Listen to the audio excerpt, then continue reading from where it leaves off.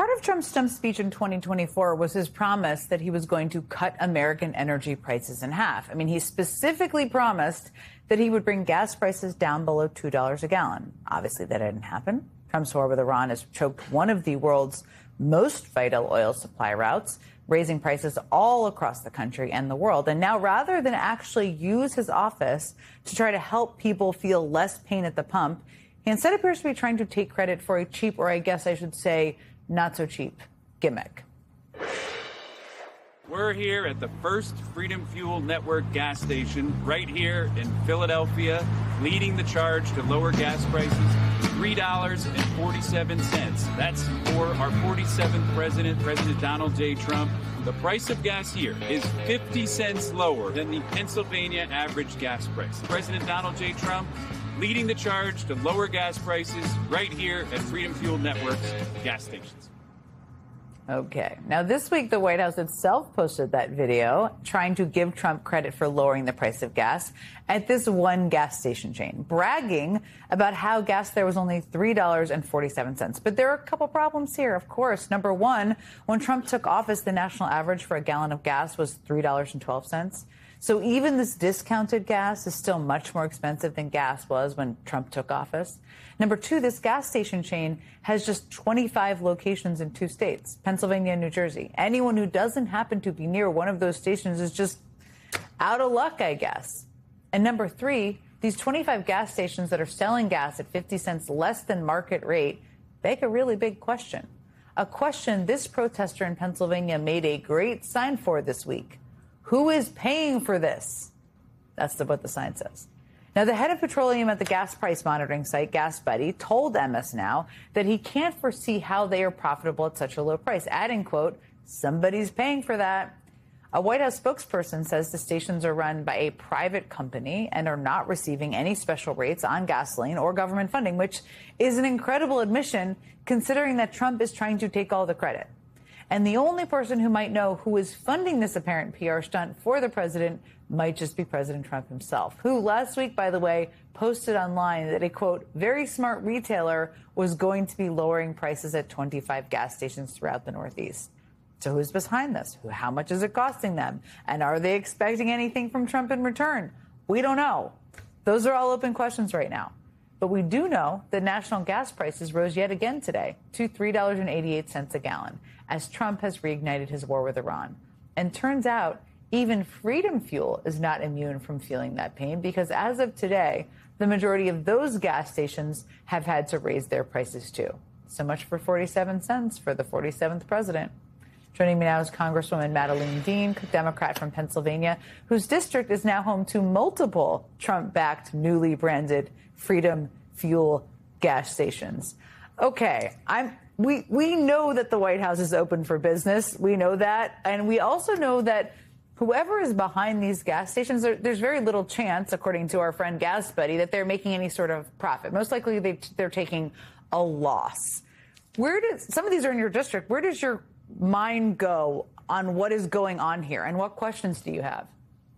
Oh, I've got lots of questions. And the gas station you just showed is my district, Dresher, Pennsylvania. Mm-hmm. So I'm happy for a corner where my constituents can buy gas a little cheaper. But certainly we have a lot of questions. Who is doing that promoting? Is the president behind any of it? Is the president or his family profiting from it? Are somehow pardons involved in any of this? Who is the huckster behind it? The only thing that we have found so far is that it has been established by a Delaware LLC. Maybe your reporting is showing something more. I'm not certain why it is focused in my district and suburban Philadelphia, and then over into New Jersey. I have lots of questions. The other gas stations in my area, we are all watching the digital numbers every single day. $3.99 is pretty typical. I run in if I see a $3.85. But $3.99 is about the price of gas. And let's remember, before this war, it was $3 and under $3. So even at this $3.47 price, Americans are still suffering and struggling as a result of President Donald Trump's reckless, ill-partnered war with Iran that he is so bogged down in.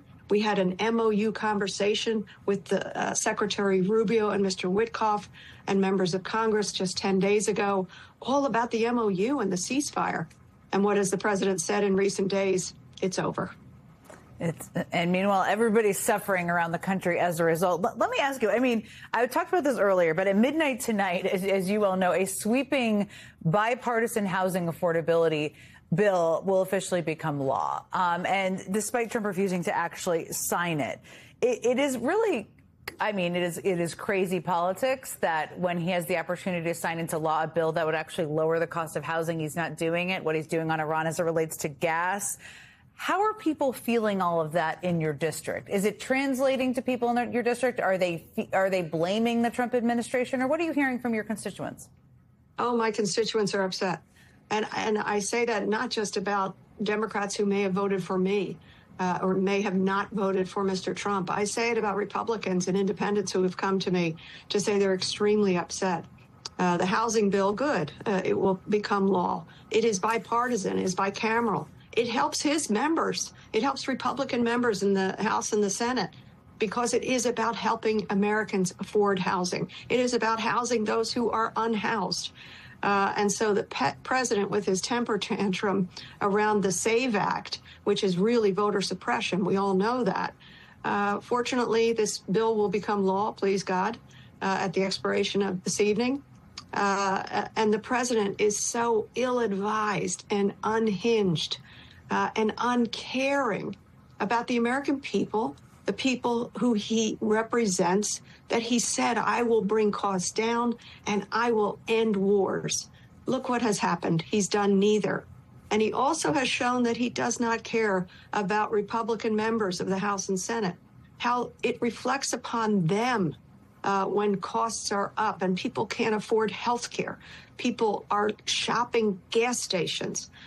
People are staying home instead of going out and shopping more. He doesn't give a damn about that.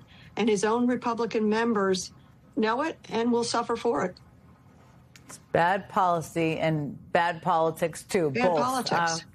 Yeah. Congresswoman Madeleine Dean, thank you, as always, for joining us Good tonight. to be with you, Jen.